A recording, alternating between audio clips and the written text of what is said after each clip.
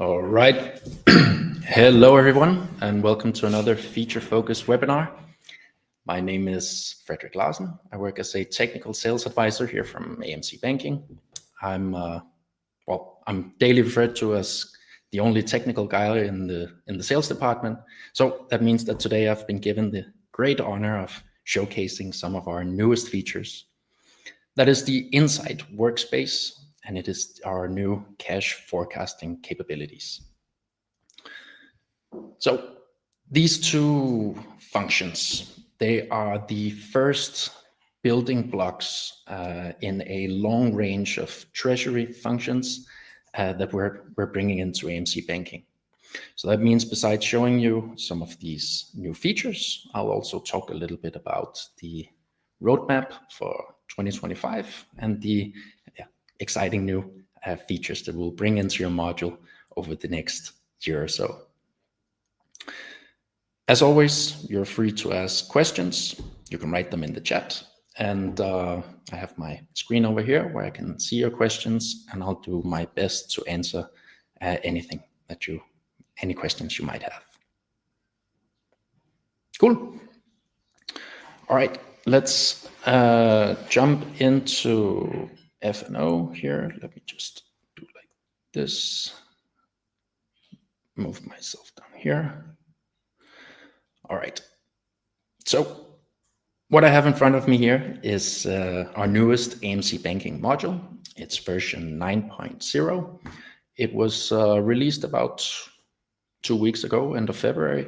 So that means if there's anything that I'm showing you today that's not available in your AMC Banking, you'll need to update your module to see the same things as I am. There are 3 new menu points that I want to talk about today. The first being AMC Banking Insights, which is our new workspace.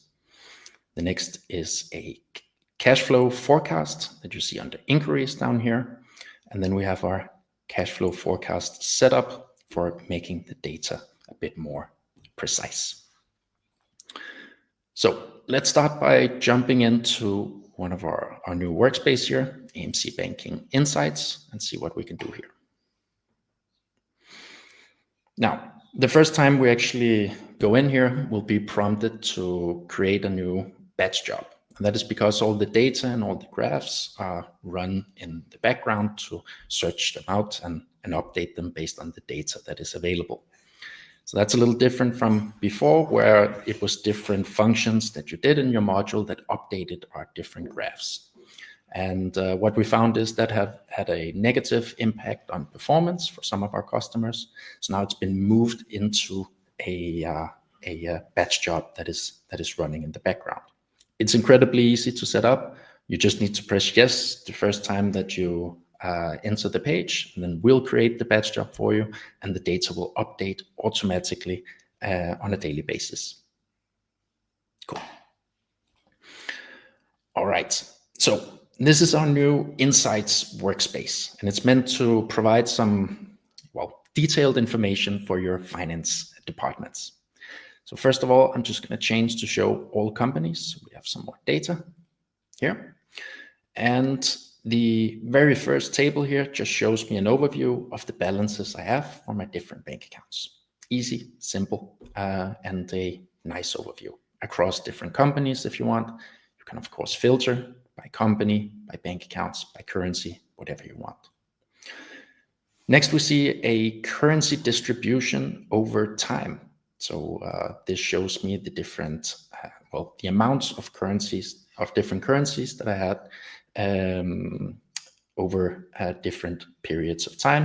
You can change it around a little bit, and gives you a nice overview of the currency allocation that I had. And the same with the cash position over here, showing me now my available or my total balance in different currencies. I can also dive in a little bit by pressing cash position here. And then I can see the data across different banks, for example. These are different banks that I have, and where do I hold the different currencies. I can also change to bank groups if I prefer, if I have bank groups created on my bank account. And I can show this data back in time if I prefer. So this is based on the imported account statements showing the balances of all your different bank accounts. Nice, easy, and a great overview to get a hold of your cash position in different currencies. Good. Scrolling down a little bit, we see the, let's say, the not so detailed version of our cash flow forecast. So it shows for one of my bank accounts in my current environment here, showing the forecasted bank balance over time. So today it's March 13th here, and the system is forecasting that my balance in the future will drop and then rise and then move on ahead. There's actually two different elements to this graph, one being, of course, this forecasted bank balance, while the other is the actual bank balance that we see on the given dates that I have imported data. So the goal, of course, being that these two should be as close to each other as possible, so that the forecasted bank balance gets as close to the actual bank balance as we can. Now, we're going to jump into the more detailed cash flow forecast view in a second, and I'll show you what data that has created this graph here. But first, down in the bottom, we see also some statistics. I see I'm blocking. We can do this. Yeah, I don't have the data in the environment to show a lot, but it's just to say these are some of the statistics that you had also in your old workspace. We're showing payment punctuality. Are we paying on time or too late? What payment types we're using, the match level of different companies, and as new, we're summarizing your fees and interests on a given time frame and showing your fees per bank. Good. All right. Now, let's take a look at our cash flow forecast. So under inquiries here, you now have a cash flow forecast menu point that can show you more detailed information about how we forecast your bank balances to be over the next month. All right, so there's a lot of information here, but if we start by looking at the top rows, we just have accounts payable and accounts receivable. And every day there's some numbers filled in. So that's our forecasted, or at least once we get ahead of the date that we have today, that's our forecasted amounts or forecasted inflow and outflow amounts of your bank account on any given date. So what we're doing is we're summarizing the open invoices that you have in your system, being outgoing or incoming, and saying, well, we expect this amount to move in or out of your bank account on any given date. Down in the bottom, you see a totals overview. So that means we're totaling the forecasted inflow from your receivables or any other. I'll show you how to create other ones in a second. Or your forecasted outflow amount, any money moving out of your account. Now, these two together becomes a summarized expected change in your bank balance. So that means that we expect your bank balance to decrease by 7,000 on this given date, giving you a forecasted bank balance of 11,000. So this is, of course, based on your balance that we know that you have in your system for this bank account, and then moving forward from there, summarizing the different inflow and outflow that we expect, and giving you a projected bank balance on a given date. Now, things become a little bit more exciting when we get our actual bank balance in and can actually see the difference between our projected balance and what the bank actually said it was. So our goal is, of course, that the difference between these two amounts is as close to zero as possible. So a minimal or a negligible amount can still be in the difference, but we want to minimize it as much as possible. One way to do that is, of course, to add all the transactions that you know will happen apart from your accounts payables and your accounts receivables. So if I move into my cash flow forecast setup here, I can create other types of transactions to be used in my cash flow report. So let's say I know for a fact that, well, I'm always paying salaries. That's minus, let's say, 500,000. I pay that end of month, and that actually repeats every month like this. I might also have, let's call it, credit card receivables. Now, these are just something I'm making up, but it's just so you get the sense of what can actually be done here. So receivables, meaning I'm importing 5,000, and let's say we do that from the 1st every week, one time every week, like that. So at least now I have some new types of transactions. That means that if I go back to my insights here, now I'll have to build the insights again or wait until the batch job is running in order to take this data into account. So when I press the build insights in the top, it's the same as running that automatic job. It takes about 30 seconds or so. But your goal should be to minimize the difference always, right? The more we can trust the projected or the forecasted bank balance, the better. Because, well, then we can use it for different aspects.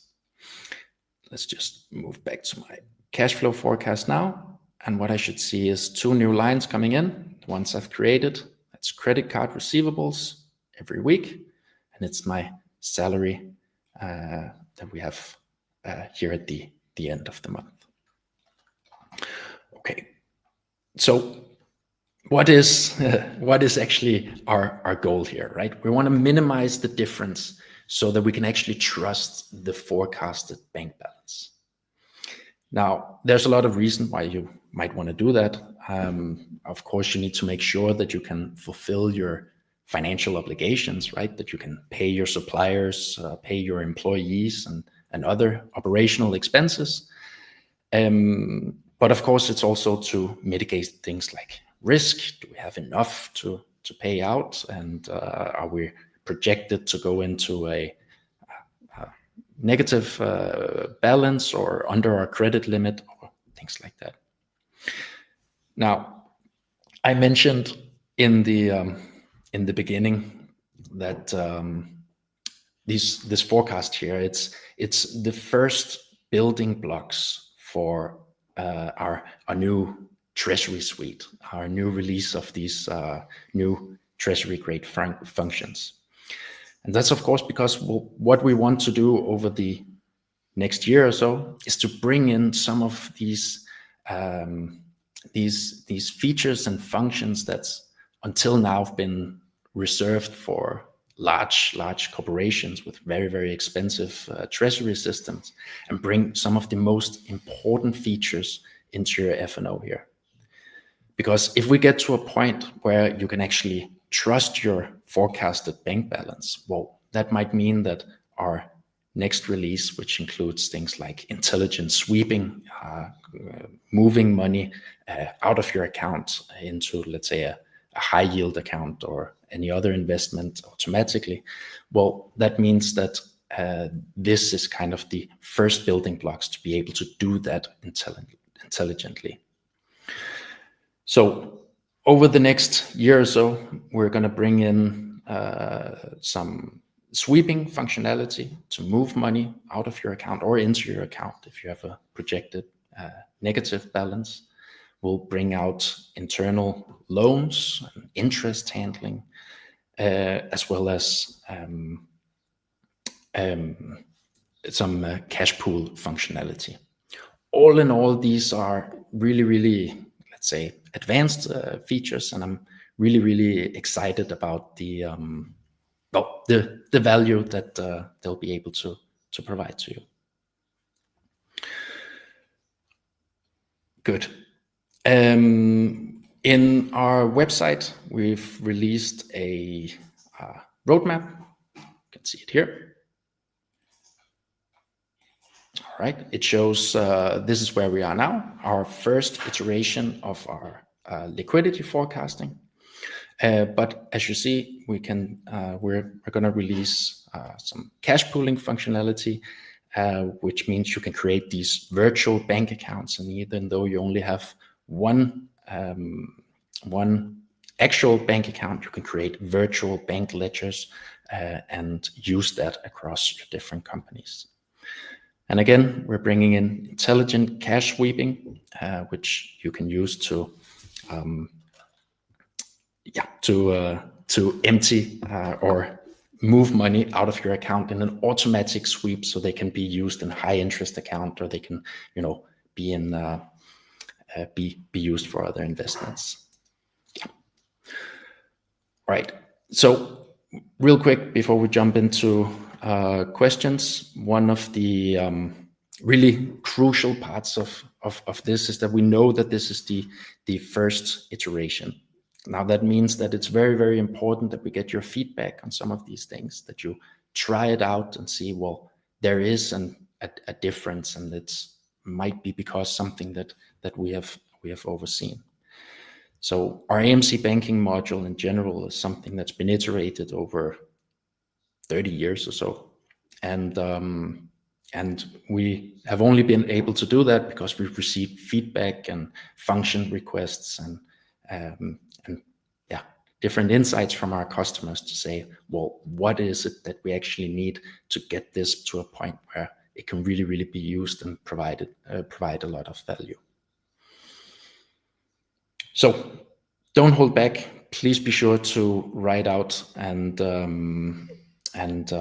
anything you may have that could improve it, be it using customer scores for your customers who will pay too late or historically has paid too late, or including tax or whatever it is.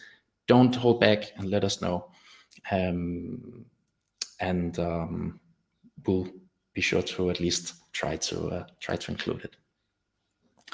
All right, so we have a question: where does the function getting the data for the forecasted inflow amount and outflow amount, and is it based on historical data? Well, the inflow and outflow amount is based on the sum of the invoices. So that means that we look at your payables and say, well, how many invoices are due on a given date, and do we expect to pay them out on that date? So the forecasted outflow amount would summarize your vendor payments into different due dates and try to pay them on that. And the forecasted inflow amount, same sense, would expect that your customers are paying their invoices on time and adding this inflow amount there. So whether or not it's based on historical data, it's not, at least not in the first iteration that we have here.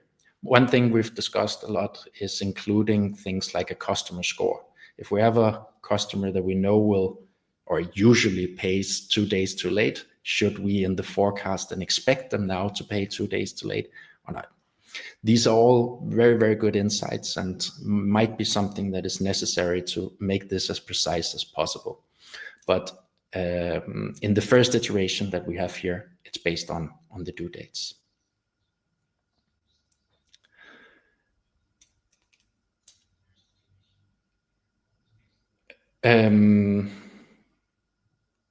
Good. Can we get a recording of the session? Of course, all the sessions are recorded. They're saved both to YouTube, and you can see them on our website and everything. Now, we do have a question from Björn asking how you plan to use the data in Microsoft Dynamics to FC next period projections. And I'm sorry, I don't have an answer for that. I'm not entirely sure, but I will do my best to find out if needed. All right. Oh. All right, we can bring them up. Nice. Okay, to forecast future outflows, could the system read approved purchase orders, which will probably become purchase invoices in due course? Really, really good question. And sure, that is a clear solution for some of the next iterations.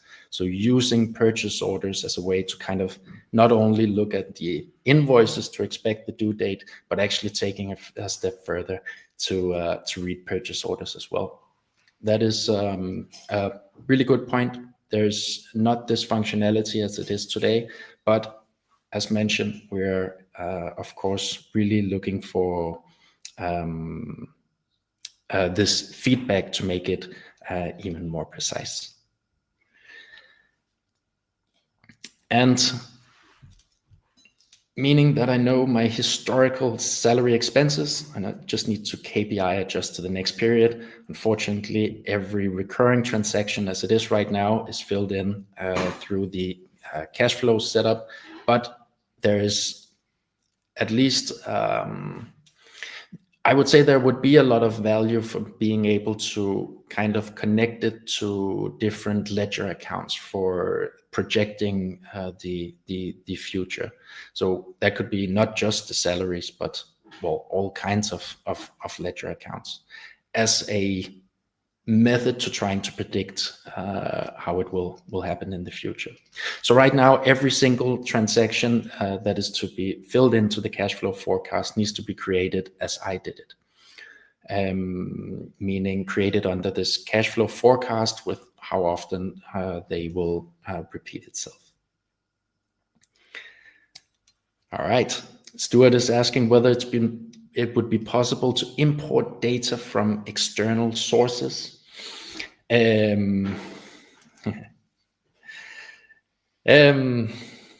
mean,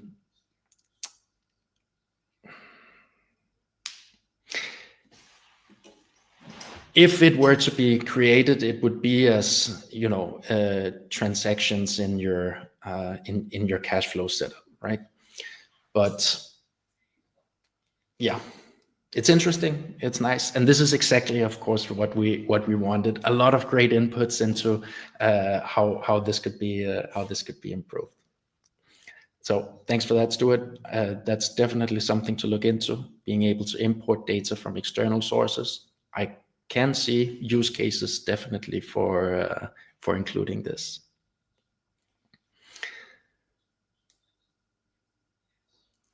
Yeah. Great input as well. So customer payment predictions. Yeah, I assume that is what I mentioned also earlier about trying to figure out or scoring the customers based on their, well, how often they pay too late. And yeah, I mean, that is completely clear. This will be part of the next iteration of the cash flow forecasting. Yeah. So customer payment predictions, you can definitely expect in the next update of our cash flow forecast setup or the next iteration. But for now, well, we wanted to get it out and we wanted to give it to you, also to get all this valuable feedback that I can see that you're giving here in this session here. So this is really, really great. This is exactly what we wanted. All these ideas and requests so that we can make the functionality as good as possible and get it to a point where not only that you can trust the projected bank balance, but more importantly, that you can make, you know, these perhaps automated decisions based on it, whether it will be to move money around or just mitigate risks in general. All right. The recording for this session is, of course, as always, it will be saved in YouTube and on our website.